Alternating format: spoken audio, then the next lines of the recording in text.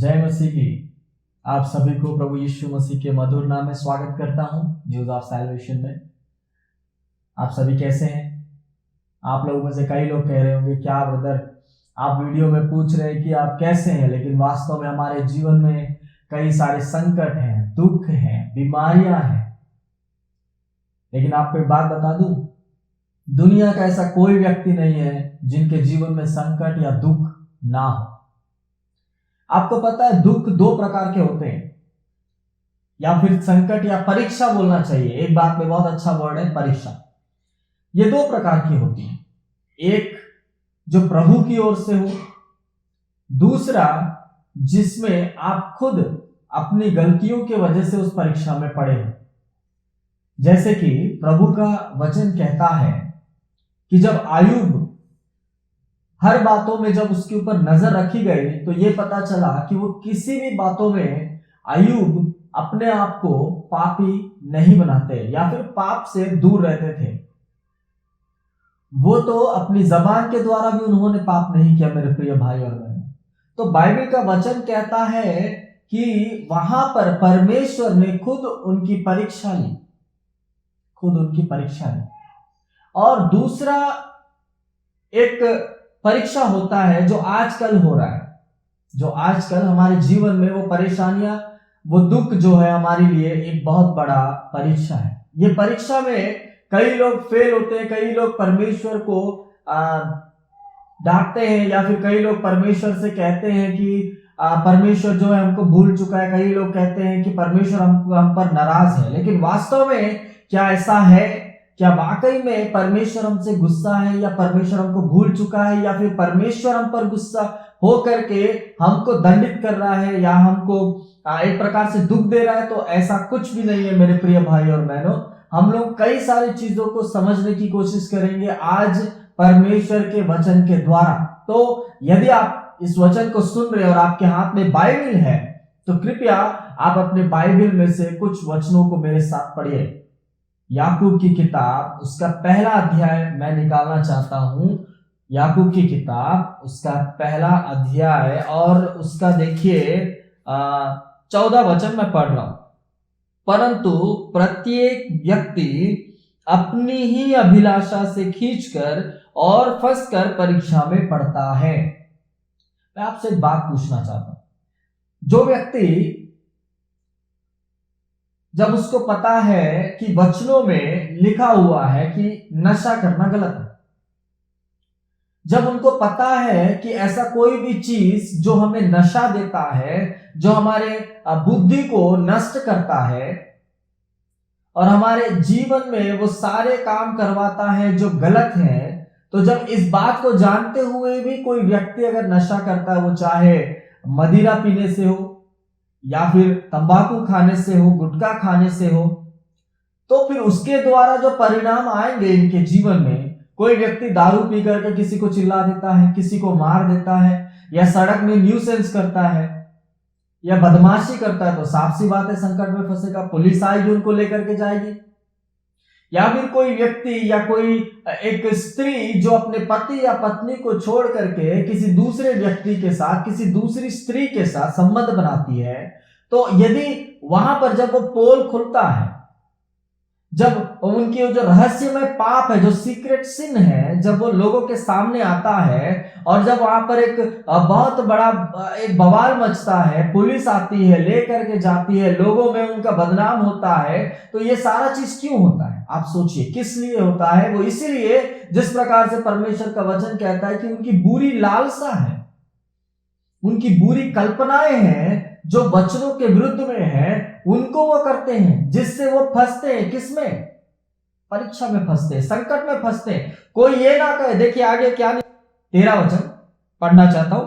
जब किसी की परीक्षा हो तो वह यह ना कहे कि मेरी परीक्षा परमेश्वर की ओर से होती है, क्योंकि ना तो बुरी बातों से परमेश्वर की परीक्षा हो सकती है और ना वह किसी की परीक्षा आप करता है। हालेलुया। वाकई में देखिए कई लोग कहते हैं जब गलत काम करते हैं, जब वो ऑफिस में किसी के हाथों से घूस लेते हैं, इतना सब कुछ होने के बाद भी यदि वो लोग क्या बोलना चाहिए, वचनों को सुनते, कई सारे परमेश्वर के दास जब प्रभु की कलीसिया में मीटिंग्स में, सभाओं में जब चिल्ला चिल्ला कर समझाते तब भी वो नहीं सुनते, और जब वो घूस लेना बंद नहीं करते तो स्वाभाविक सा बात है एक ना एक दिन तो उनको फंसना ही है। तो मेरे प्रिय भाई और बहनों, मैं एक बात आपको बताना चाहता हूं, वो ये है कि जब परमेश्वर के बार बार बताए जाने के बाद भी यदि आप उसी पाप को दोहराते रहते हैं तो स्वाभाविक सी बात है शैतान आपके जीवन को छोड़ के जाएगा ही नहीं, ना आपके परिवार को छोड़ के जाएगा। ना जब आपके परिवार को छोड़ के जाएगा ही नहीं तो संकट क्या बंद होंगे? क्या परीक्षाएं बंद होंगी? नहीं, वो हमेशा आपको तंग करेगा, आपको गिराने की कोशिश करेगा, हर बार आपके जीवन में दुख देने की कोशिश करता रहेगा। यहां पर परमेश्वर का वचन वही कहता है कि परमेश्वर कभी भी किसी की परीक्षा नहीं करता। अय्यूब के जीवन में भी परमेश्वर खुद नहीं आया परीक्षा करने, बल्कि वहां पर शैतान आया था, याद रखना। लेकिन जब एक व्यक्ति धर्मी है और उसके ऊपर संकट आता है, परीक्षाओं में रहता है, और एक व्यक्ति जो अधर्मी है, जो प्रभु में क्रिश्चियन होते हुए भी, ईसाई अपने आप को बोलते हुए भी यदि वो लगातार पाप करता है और जब संकट में पड़ता है, तो इन दोनों संकटों में, जो धर्मी और अधर्मी दोनों के पास जो संकट आता है, इन दोनों संकटों में एक चीज कॉमन है, वो ये है कि इन दोनों की सहायता परमेश्वर करता है। अब आप बोलोगे कैसे?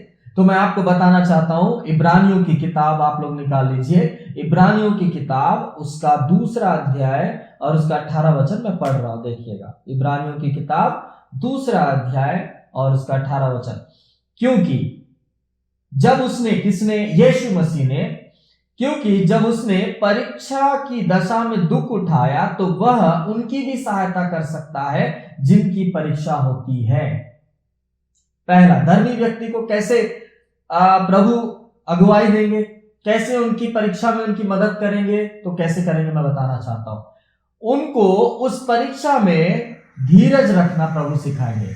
उनको जो है परमेश्वर जो है एक प्रकार से धीरज धरना क्या करेंगे? प्रभु सिखाएंगे। दूसरा, जब वो परीक्षा में संकट में व्याकुल हो, जब उनके आंखों से आंसू टपक रहे हो, तब परमेश्वर उस धर्मी व्यक्ति के आंसुओं को पोंछ करके उस पूरी परीक्षा में उसको स्थिर रहना सिखाएंगे। Praise the Lord, hallelujah. और अब अधर्मी की बात करते हैं।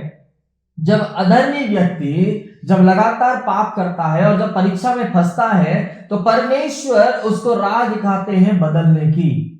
उस परीक्षा में उसकी मदद करते हुए हर एक उसके पाप, उसके गुनाह के बारे में उसको ये बताएंगे कि भाई तुम किस में गलत हो और अब इसको किस तरीके से छोड़ना चाहिए। एग्जाम्पल के लिए, जब एक व्यक्ति स्मोकिंग नहीं छोड़ पा रहा है, सिगरेट पीना नहीं छोड़ पा रहा है, और अचानक पता चला कि उसको लंग्स के अंदर कुछ दिक्कतें हैं, और यदि वो व्यक्ति उस परीक्षा में, कौन सी परीक्षा? बीमारी में जब फंसता है, जब उसको समझ आता है कि सिगरेट में जो है वो जानलेवा चीज था, जिसको बाइबल बार बार समझाती थी जब, लेकिन मैं नहीं समझा, अब मैं उसको छोड़ना चाहता हूं, तो वहां पर परमेश्वर उसकी अगुवाई करेंगे उस सिगरेट को छोड़ने में, उस नशे से दूर रहने में, बुरी संगति से दूर रहने में, अपवित्र रिश्तों से दूर रहने में उसकी सहायता करेंगे। उसको बार बार जब वो परीक्षा में है और उस परीक्षा में रहते हुए फिर से वो गलती ना कर बैठे, इसलिए हर बार उसको डांटते रहेंगे, उसको ताड़ना देते रहेंगे, ताकि वो भाई, वो बहन फिर से वो गलती को ना करे। आज आप लोगों में से यदि आप लोग टेस्ट करना चाहते हैं कि ब्रदर, क्या मैं अपने जीवन में मजबूत हूं, क्या वाकई में आज मेरे अंदर पवित्र आत्मा है कि नहीं है, यह मैं कैसे पता लगाऊं? एकदम इजी वे में बताना चाहता हूं। आपको पता लगाने का तरीका एक ही है। यदि आप कोई गलत करते हैं और गलत करने से पहले यदि आपको आपके अंदर से यह लगे कि यह गलत है, या आवाज आए कि ये गलत है, और पाप करने के बाद यदि वो पाप को कमिट किया हुआ जो सिन कमिट किया है उस व्यक्ति को यदि पश्चाताप उत्पन्न हो रहा है, तो उसके अंदर पवित्र आत्मा है। हालेलुया। उनके अंदर पवित्र आत्मा है। जिनके अंदर पवित्र आत्मा है वो लोग पश्चाताप करते हैं। पाप करने के बाद जिस दिन उनको पता चल जाता है कि ये पाप है, तुरंत उन लोग उस पाप को स्वीकारते हैं, पश्चाताप करते हैं। मेरे प्रिय भाइयों, यहां पर पवित्र आत्मा का काम भी वही है, प्रभु का लीडिंग भी वही है। मेरे प्रिय भाई और बहनों, मैं आपको एक बात बता देना चाहता हूं, ये दोनों व्यक्ति जो धर्मी और अधर्मी है, आज आप लोगों में से कई लोग सोचते होंगे कि हम लोग जितने लोग प्रभु को मानते हैं, जो क्रिश्चियंस कहलाए जाते हैं, उन लोगों के साथ प्रभु है तो फिर बाकी लोगों के साथ, बाकी धर्म वालों के साथ है कि नहीं? है तो उन लोगों के साथ भी है। लेकिन क्यों है, इसका कारण भी मैंने आपको बताया, ताकि उनको सच्चाई से रूबरू करा सके, उनके संकट में उनके किए हुए पापों को, उनकी गलतियों को उनके नजर के सामने रख करके सत्य के मार्ग को अपने जीवन में अपनाने के लिए परमेश्वर निरंतर कार्यरत है। अब आप सोचते होंगे कि सेवकाई हम ही कर रहे हैं, या फिर कई सारे लोग ये सोचते हैं कि बहुत सारे भाइयों बहनों के बीच में जो विजाती हैं, जो प्रभु को नहीं मानते, ऐसे लोगों के बीच में जाकर के सेवकाई कर रहे हैं। हाँ, जब तक प्रभु का अंतिम दिन नहीं आ जाता तब तक हर एक घर में, हर एक व्यक्ति के पास तक सुसमाचार पहुंच जाएगा, ये बाइबल कहता है। संकट हर किसी के जीवन में है, लेकिन प्रभु का वचन कहता है धन्य है वे लोग जो परीक्षा में स्थिर रहते हैं, गिरते नहीं है। मेरे जितने भी भाई बहन जो इस वक्त धर्मी लोग इन वचनों को सुन रहे हैं, मैं आप ही लोगों को कहना चाहता हूं, बिना कोई गलती किए हुए, बिना कोई पाप किए हुए यदि आपके जीवन में कोई संकट है, कोई दुख है, तो याद रखना, it's your test. Test will become a testimony. मेरे प्रिय भाई और बहन, जो परीक्षा है वो परीक्षा बाद में आपकी एक गवाही बन करके आएगा। Praise the Lord, hallelujah. आप विश्वास करते हैं तो बिल्कुल इन वचनों को ध्यान से सुनिएगा। और हाँ, यदि हमारे जीवन में संकट क्यों आता है, इस बात के लिए मैंने एक वीडियो बनाया है, जिसका लिंक जो है मैं डिस्क्रिप्शन में दे दूंगा, आप जाकर के देखिएगा। एक आखिरी वचन बोल करके मैं आपके सामने इस संदेश को समाप्त करना चाहता हूं। मेरे साथ निकाल लीजिए रोमियो की किताब, उसका 8वां अध्याय और उसका 35वां वचन। रोमियो की किताब 8वां अध्याय और उसका 35वां वचन क्या कहता है? कौन हमको मसीह के प्रेम से अलग करेगा? क्या क्लेश या संकट या उपद्रव या अकाल या नंगाई या जोखिम या तलवार? उसके नीचे एक और वचन आप पढ़िए 38 में, क्योंकि मैं निश्चय जानता हूं कि ना मृत्यु, ना जीवन, ना स्वर्गदूत, ना ना प्रधानताएं, ना वर्तमान, ना भविष्य, ना सामर्थ्य, ना ऊंचाई, ना गहराई, ना कोई और सृष्टि हमें परमेश्वर के प्रेम से जो हमारे प्रभु यीशु मसीह में है अलग कर सकेगी। हालेलुया। कोई भी संकट हमारे जीवन में आए, किसी भी प्रकार का दुख हमारे जीवन में आए, याद रखना, शायद आप प्रभु का हाथ छोड़ दें, आप यीशु राजा का हाथ छोड़ दे, लेकिन यीशु कभी आपका हाथ नहीं छोड़ेगा। क्योंकि आप और मैं कई सारे वचन दे करके भूल जाते हैं प्रभु को, लेकिन याद रखना, प्रभु ने जो वचन दिया है हमको, वो वचन 100% प्रभु पूरा करेगा। यशायाह की किताब में प्रभु ने साफ साफ कहा है कि मैं तुम्हारी माता के प्रेम से बढ़कर के मैं तुमसे प्रेम रखता हूं। इस वचन को प्रभु आज नहीं, आपके मरते दम तक प्रभु निभाएगा। क्या आप भी निभाएंगे?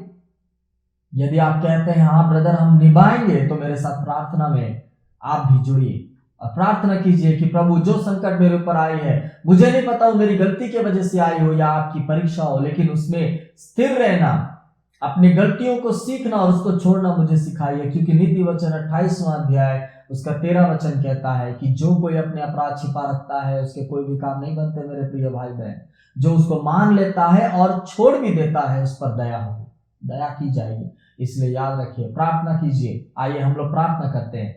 खुदा पिता परमेश्वर, हम आपको धन्यवाद देते हैं आज के इस खूबसूरत से वचन के लिए प्रभु पिता, जो आपने हमारे जीवन में दिया है। प्रभु जी,